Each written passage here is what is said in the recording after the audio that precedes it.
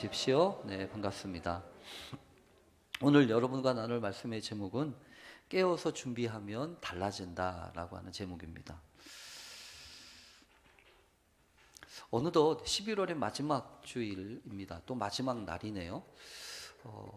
아마도 모든 교회들이 아마 그럴 겁니다. 다들 어저께 이 교회마다 분주하게 이 성탄절 준비를 했을 겁니다. 뭐 하느라고 바빴을까요? 추리하느라고요. 추리하느라고. 우리 교회도 이제 추리를 이렇게 작업을 했어요. 다 보니까 어저께가 사실은 이제 대림절이라고 그래서 성탄절 준비하는 그 절기가 시작되어지는 첫날이기 때문에 아마 모든 교회에서 이 성탄절 준비하는 셈치고 이렇게 추리들을 준비해서 아마 놓았을 거라고 생각을 합니다. 아무래도 이 대림절 기간이 되면 이 교회에서 사용하는 이제 새로운 상징들과 관련된 것, 그래서 이 대림절은 사실은 상상력을 우리에게 많이 가져다 주는 장치들을 많이 합니다. 물론 교회에도 상징물들이 많이 있죠. 저 십자가도 사실은 중요한 상징이지 않습니까? 뭘 늘 일상적으로 보아왔기 때문에 우리가 생각하지만 이 대림절이 되면 그래서 이렇게 몇 가지가 더 추가가 되는 거예요. 어떤 것들이 추가가 되냐면 이제 저기 추리가 있고요. 그 다음에 대림절이 되면 앞에 여러분들이 잘 보이실지 모르겠어요. 여기 초가 있습니다. 대림절 초라고 그러죠. 대림절 초는 보통 이게 4개가 있습니다. 대림절 첫째, 둘째, 셋째, 넷째 이렇게 있기 때문에 4개의 초를 갖다 놓고 촛불을 이렇게 붙이게 되죠. 한편으로는 조금 그런 아쉬움이 있기도 합니다. 왜냐하면 이 성탄절의 주인공이 누구죠?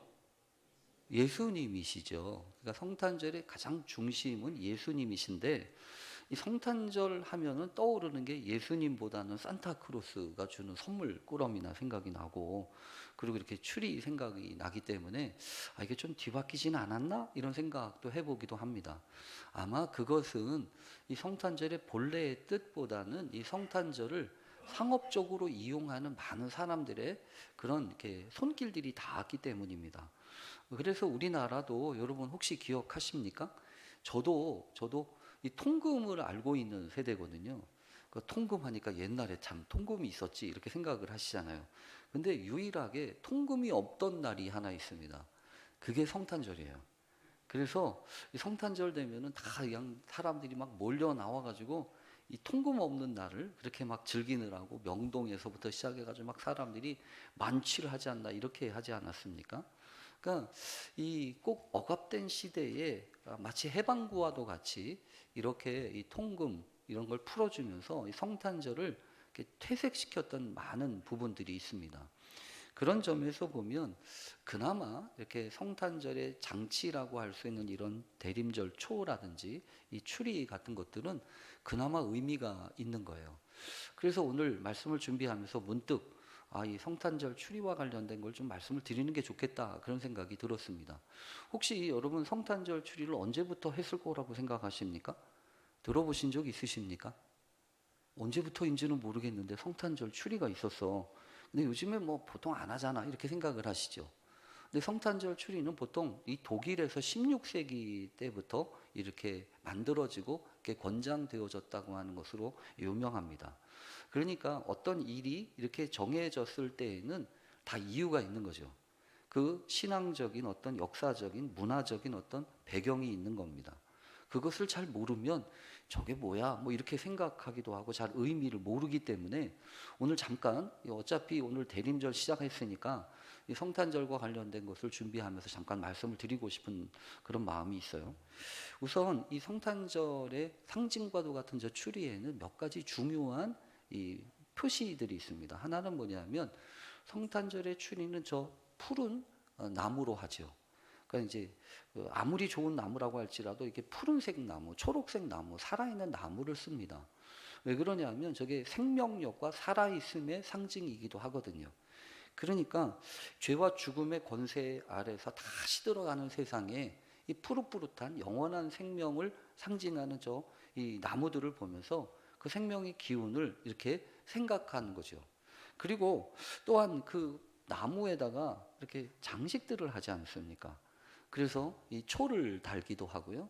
이렇게 선물 같은 것들을 달기도 합니다. 그런데 이것은요, 희생과 나눔을 상징합니다. 그래서 마치 하나님이 우리를 위해서 가장 귀한 선물, 최고의 선물이 뭐겠어요? 예수님이시죠. 그 예수님을 주신 것처럼 우리도 세상에 선물 되는 삶을 살아야지. 그래서 선물 바구니 같은 것들 이렇게 놓기도 하고, 그리고 이 초와도 같이 어둑어둑한 세상에 이 빛을 비추어 주시는 그 하나의 빛처럼 우리의 인생도 그렇게 이끌어 주시길 원하면서 이렇게 빛을 비추기도 하죠.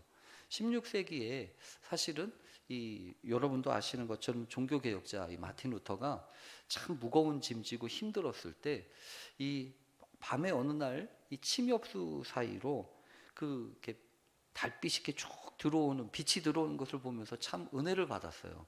그래가지고 그 장면을 그때 느낀 감정이 소중해서 그것을 집에 가서도 느끼려고 이 나무를 베서 이렇게 갖다 놓고 또 이렇게 촛불을 켰다고 하는 것으로부터 유래가 됐는데, 사실은요 어쨌든 이런 일들을 보면서 분명한 것은 어떤 것도 그냥 이루어진 건 아니다라는 생각을 해볼 수 있습니다.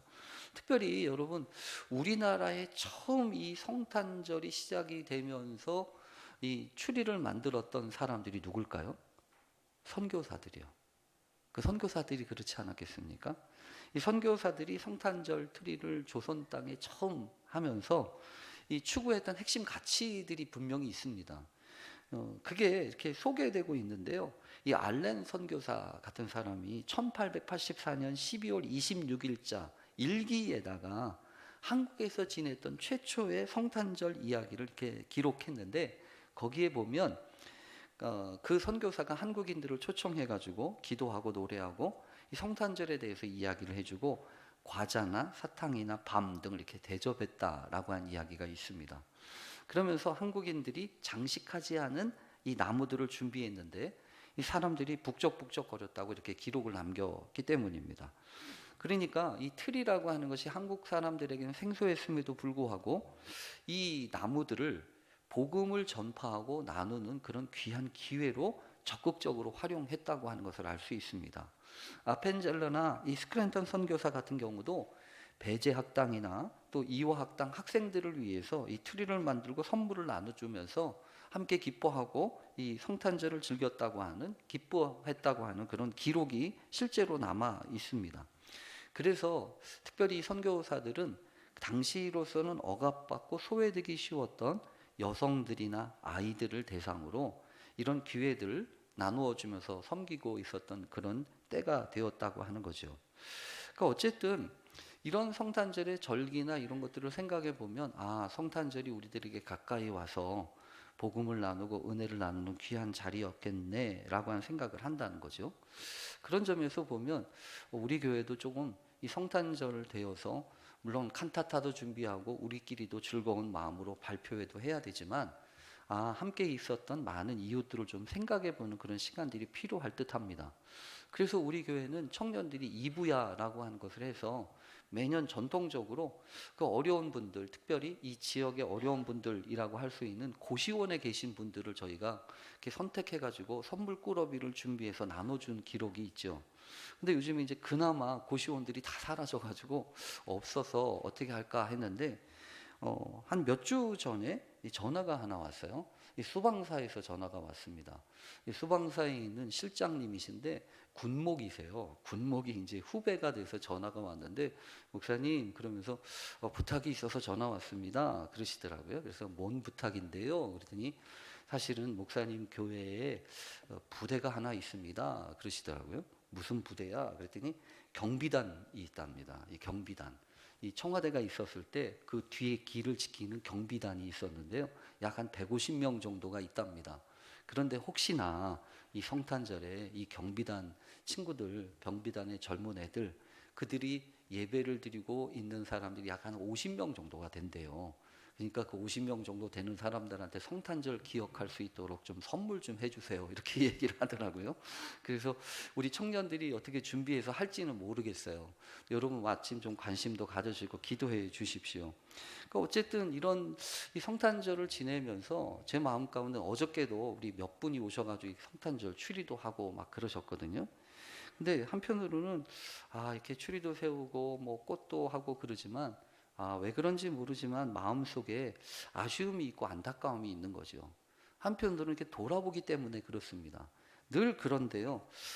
이렇게 한 해를 마감하면서 아유, 내가 조금만 더 참았더라면, 내가 조금만 더 애를 썼더라면 조금은 달라지지 않았을까? 이런 생각이 드는 겁니다. 그리고 또 하나님 앞에서 간절함이 있었더라면, 특별히 아까 이 초창기에 개신교 선교사들이 어렵고 척박했던, 여러분 생각해 보세요. 그때가 이 조선이라고 하는 나라가 막 기울고 있었던 때입니다. 그리고 사람들은 가난하고 질병 때문에 막 힘들고 어려웠던 그 삶 속에서 참 절망하고 소망을 발견하지 못했던 때에 참된 소망은 예수 안에 있다. 이래가지고 그것을 전하기 위해서 막 애썼던 사람들이 그들 아니겠어요? 그러니까 하나님, 간절함으로 우리가 이 시대를 또 이 마지막을 잘 준비하게 해 주십시오. 그렇게 하나님 앞에 기도하는 마음을 갖게 됩니다. 그래서 대림절 크게 기다리고 기대하고 기도하면서 기다리는 그런 절기가 바로 이 대림절인데 4번에 걸쳐서 성탄절 전에 있습니다.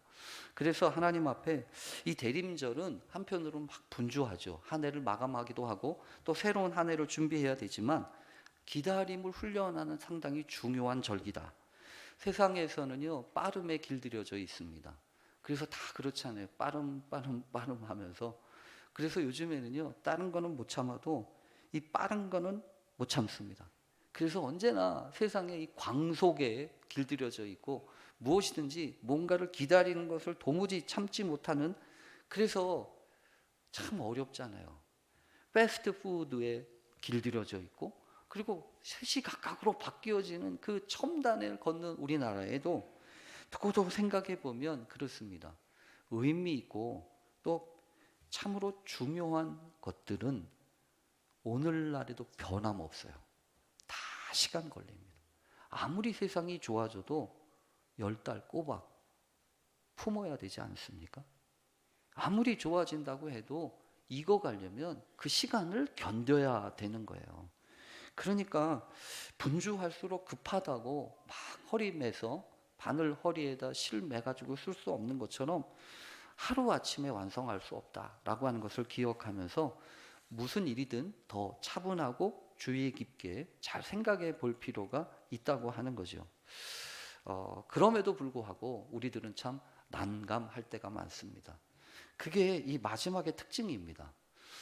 말씀을 준비하다가 제가 좀처럼 그렇게 인용은 하지 않는데 지난주 수요일 날 있었던 한 사건에 어떤 사람이 썼던 이야기가 기록이 남았어요. 기억이 됐어요. 여러분 혹시 기억하시나요? 홍콩 북부의 타이포라고 하는 곳에 있었던 아파트에 불이 나지 않았습니까? 최소한 128명이 사망을 했는데 참 어떻게 세상에 저런 일도 있구나라고 하는 일을 보면서 참 안타까움이 있었는데요. 마침 그곳에서 겨우 살아남았던 한 사람이 그 당시 느꼈던 이야기들을 일기처럼 SNS에 올렸는데 그것이 보도가 됐더라고요. 사실은 알고 보니까 그 화재가 일어났던 26일 날 오후에 집에서 잠시 쉬고 있던 이 사람한테 전화가 막 울려가지고 전화를 받았더니 아내가 밖에서 불난 것을 안에 있는 남편한테 전화를 해준 거였더라고요. 그래서 깜짝 놀라서 이제 나가려고 문을 열었는데 이미 벌써 칠흑같이 어둡고 연기가 막 올라와가지고 도저히 나갈 수가 없었답니다. 그래서 아내한테 전화를 해가지고 여보 집이 깜깜해 못 나가겠어. 근데 혹시 비상구로 일로 나가면 될까? 이렇게 얘기를 했더니 아니나 다를까 비상구도 다 불타서 로비층이 다 불타버렸다고. 그러니까 지금 나올 수가 없다고. 나오지 말라고 이렇게 이야기를 했다는 거죠. 그때 이 사람이 이렇게 썼어요.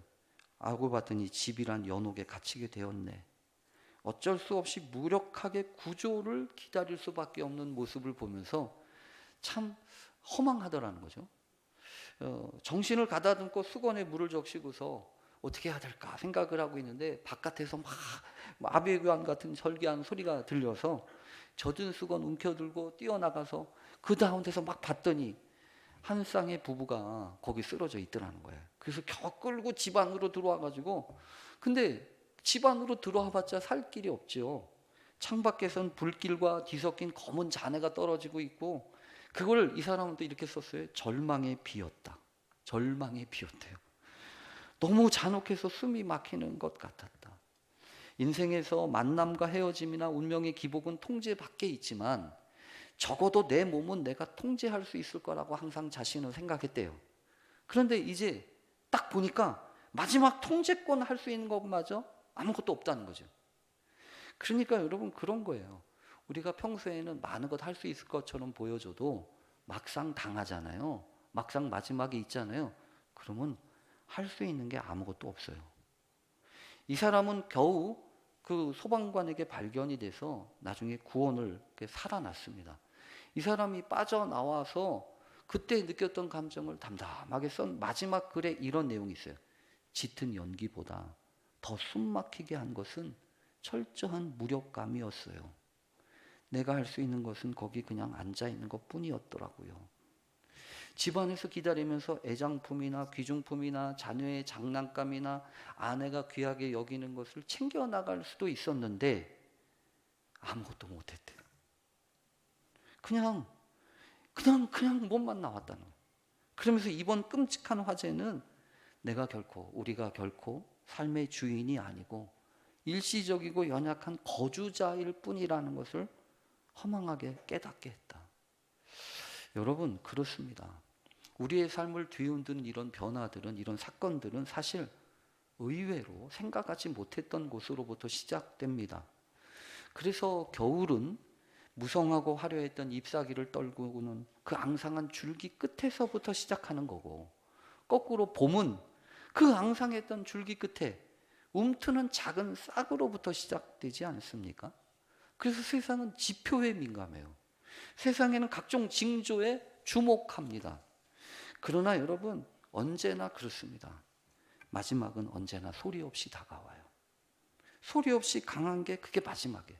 이런 걸 저는 느닷없다고 표현합니다. 여러분 그렇잖아요. 느닷없어요. 이 마지막을 힘들게 하는 가장 큰 원인이 바로 이거예요. 느닷없다는 겁니다. 그래서 성경은 우리에게 한 가지 이야기합니다. 오늘 성경 본문이 그 마지막에 대해서 이야기를 하면서 지속적으로 이야기하는 게 한 가지가 있어요. 그건 뭐냐면 그날과 그때는 아무도 모른다 이겁니다. 그날과 그때는 아무도 모른다. 하늘의 천사도 모르고 아들도 모르고 오직 아버지만 아신다. 어느 날에 너희 주가 임하는지 너희는 알지 못한다 이거예요. 여러분 알지 못한다는 얘기가 왜 필요할까요? 우리들이 마지막이 되면 너무나 불필요한 일들에 휩쓸리기 때문입니다. 온통 뒤죽박죽 돼 있는 거예요. 그래서 할 수 있는 일, 할 수 없는 일, 하고 싶은 일, 할 수 없는 일, 이런 것들이 해야 하는 일, 이런 것들이 막 뒤죽박죽 돼서 혼란스러운 겁니다. 그런데 여러분 어떻다고요? 마지막이 되면 무력하다고요. 아무것도 할 게 없다고요. 할 수 있는 것처럼 많이 느껴지지만 결정적인 순간에 중요한 때는 아무것도 할 수 없다고 하는 것. 그래서 여러분 성경은 우리에게 이야기합니다. 아무것도 몰라.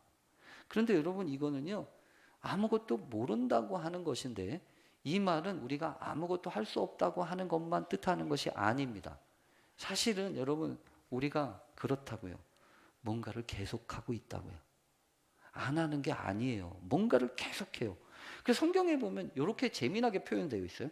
노아의 때와 같이 인자의 임함도 그러하리라.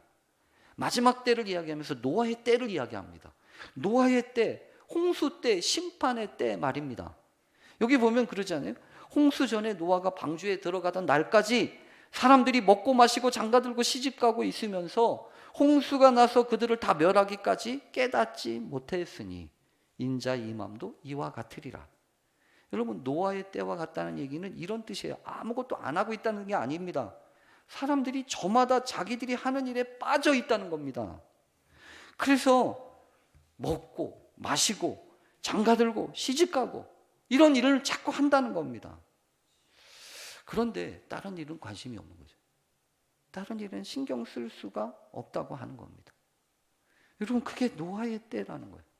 근데 그런 상황 속에서 노아는 여러분 어떻게 다른 삶을 살았을까요?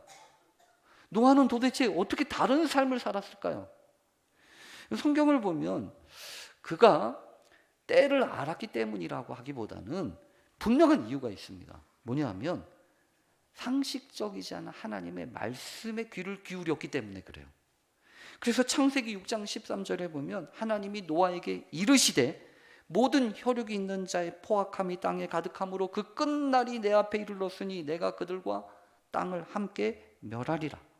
이러면서 너는 고페르 나무로 너를 위하여 방주를 만들고 이러지 않아요?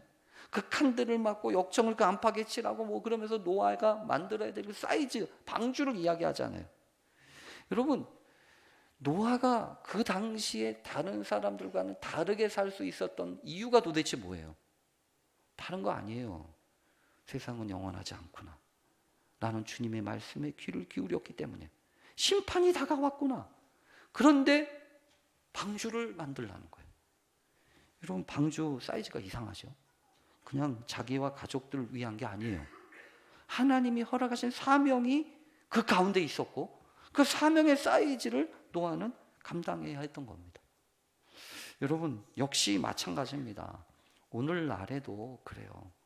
오늘날에도 다른 결과를 원한다면, 다른 삶을 살기를 원하고 변화를 원한다면 때를 분별하기도 해야 되지만 하나님의 말씀을 들어야 돼요. 그래서 여러분, 성경에 보면 이러잖아요. 오늘 성경에 보면 그 변동성과 관련된 상당히 재미있는 표현이 있어요. 변동성이라고 하는 건 자꾸 막 달라지고 변하는 거죠. 뭐가 하나 딱 정해진 게 아니고 자꾸 바뀌는 겁니다. 막 널뛰기 하듯이 왔다 갔다 하고 이것도 아니고 저것도 아니고 막 왔다 갔다 하는 거예요. 무엇 하나 확정되지 않아가지고 불안한 겁니다. 그런데 마지막은 그 변동성이 최고조로 달하는 거예요. 그 성경에 보면 그때에 마지막 때 두 사람이 밭에 있음에 한 사람은 데려가고 한 사람은 버려둠을 당할 것이다. 두 여자가 맷돌질을 하고 있어도 한 사람은 데려가고 한 사람은 버려둠을 당할 것이다. 여러분, 이런 게 가능한 겁니까? 두 사람이, 똑같은 사람이 한 밭에 있어요. 근데 그 중에 한 사람은 데려감을 당하고 한 사람은 버려둠을 당해요. 맷돌은 여러분 뭐죠? 맷돌 아시죠? 이렇게 도와가지고 가는 거. 한 사람이 콩을 넣든 뭘 넣으면 또 한 사람은 뒤집잖아요. 이렇게 갈잖아요. 그런데 한 사람은 데리고 한 사람은 버려둠을 당한대요. 여러분, 이게 무슨 얘기 같습니까? 이런 거 아니겠어요?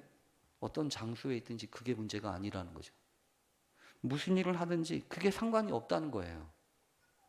우리는 언제나 그렇습니다. 어떤 곳에 있느냐, 또 어떤 일을 하느냐가 상당히 중요하다고요. 그러나 마지막 때가 되면 그게 절대적인 요소가 아닙니다. 뭐가 중요한가요? 깨어 있으라고요. 그래서 오늘 본문은 얘기합니다. 그러므로 깨어 있어라. 깨어 있는 게 뭔데요? 어떤 게 깨어 있는 겁니까? 세상에 빠져서 세상의 논리와 세상의 기준과 세상의 일에만 붙잡혀서 끌려가지 말라는 겁니다. 영적인 무감각에 빠지지 말고 일상의 삶을 살아가되 눈앞에 있는 것이 전부인 양 생각하고 그것에만 집착하지 말라는 거예요. 언제나 하나님의 말씀이 있고 우리를 이곳에 두신 이유가 있고 우리에게 허락하신 말씀의 뜻이 있지 않습니까? 그래서 깨어 있다고 하는 것은요, 정신 똑바로 차리고 세상의 것에, 세상의 질서와 기준에 목매듯 달려가지 말고 하나님 앞에서 살라는 얘기 아니겠어요? 주님 앞에서 살아가는 사람은요, 어디든 상관이 없어요. 모든 일을 주께 하듯 하는 사람은요, 무슨 일을 하든지 상관이 없습니다. 다 주님이 받으실 것이기 때문에 그렇다는 거죠. 그래서 골로새서와 에베소서에 보면 이렇게 얘기합니다. 사람을 기쁘게 하는 자와 같이 눈가림만 하지 말고, 눈가림만 하지 말라는 거예요. 사람이 보면 뭐하고 사람이 안 보면 안 하고 이러지 말라는 겁니다. 사람을 기쁘게 하지 말고 마음으로 하나님의 뜻을 행하고 하나님 앞에서 그래서 무슨 일을 하듯 죽게 하듯 하라는 겁니다. 그게 깨어있는 거예요. 오늘도 하나님 우리의 마음을 아시니 내게 주신 시간이, 내게 주신 물질이, 또 내게 주신 관계가 하나님께 드려지는 귀한 깨어있음의 자리가 되기를 바랍니다. 그래서 오늘 성경에 보면 마지막에 하는 말이 있어요. 그러므로 준비하라. 너희도 준비하고 있어라. 여러분, 어느 때는 안 좋았고, 어느 때는 형편이 안 좋아서, 어느 때는 상황이 안 돼서 속상합니다. 그래서 마지막이 되면 서운한 게 많아요. 나한테는 왜 이렇게 좋은 때가 아닌 이런 무지막지한 때 태어났냐. 그래서 젊은이들이 옛날에는 그래도 취업도 잘 되고 이랬대는데 요즘엔 취업도 안 되고 어려워서 막 이런 얘기 하잖아요. 그리고 나는 왜 이렇게 흙수저가 돼서 상황 얘기하고 여건 얘기하잖아요. 그러나 여러분 분명합니다. 아무리 때가 있고 아무리 상황이 문제라고 하지만 가장 큰 문제는 뭔가요? 내가 준비가 안 된 거예요. 결국 문제는 때도 안 좋고 상황이 여건이 마땅치 않았어도 중요한 거는 나만 준비만 됐으면, 나만 준비만 됐으면 어렵고 힘들었던 그때가 더할 나위 없는 기회가 되지 않았겠습니까? 그래서 돌이켜 보는 거죠. 요셉과도 같은 사람이 그러지 않았습니까? 애굽으로 팔려가서 보디발의 집에서 겨우겨우 살다가 누명 쓰고 죄수의 신분으로 감옥에 떨어졌지만 그러면서 뭐가 되고 있는 거죠? 준비가 되고 있었던 거예요. 하나님의 쓰심에 준비가 되고 있었던 거라고. 그러니까 결국 가정을 책임지는 총무가 아니라 한 나라를 살림에 책임지는 그런 총리가 되지 않습니까? 여러분 다윗도 마찬가지예요. 부르심을 받았지만 그 미친 사울 왕한테 죽음의 위협까지 쫓기면서 도망 다녀야 했지만 그러면서 어떻게 하고 있었다고요? 준비가 되고 있었던 거예요.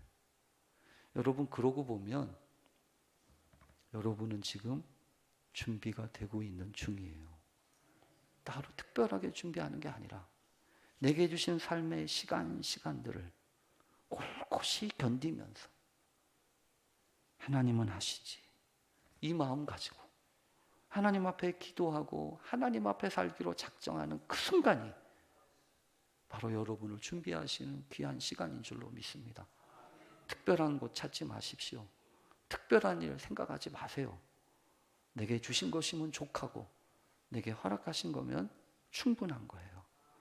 그래서 오늘도 주님 안에서, 은혜 안에서 믿음으로 살게 해주십시오. 깨어있게 하시고 하나님의 말씀 붙잡고 준비되어지는 인생 되게 해주십시오. 가장 큰 준비는 주님이 하십니다. 그런 놀라운 역사를 경험하는 이 대림절 되실 수 있기를 간절히 축원합니다. 기도하겠습니다. 하나님, 나도 모르는 사이에 어느덧 준비되고 있는 이 하나님의 놀라운 비밀을 봅니다. 내게 허락하신 자리, 또 내게 주신 귀한 이 사명이 내 사이즈로 끝나지 않게 해주십시오. 그리하여 나의 한계를 넘어서서 나의 지평을 넘어서서 일하시는 놀라운 하나님의 역사를 경험하게 해 주옵소서. 예수님의 이름으로 기도합니다. 아멘. 우리 봉헌성 393